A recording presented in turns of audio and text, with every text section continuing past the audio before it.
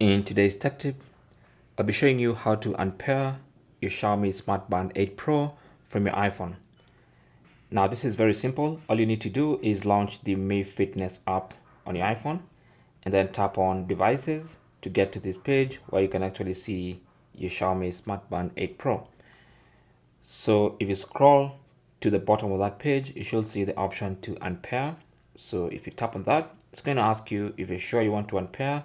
This will reset the Smart Band 8 Pro to factory settings. So you can tap on unpair. It's going to unpair from your phone and also factory reset the Smart Band. So give it a few moments.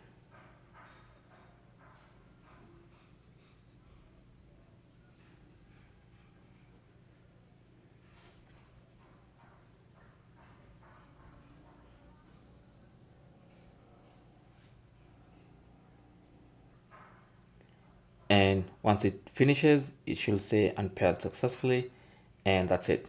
Okay, now the smart band will also be factory reset, as you can see. Thanks for watching.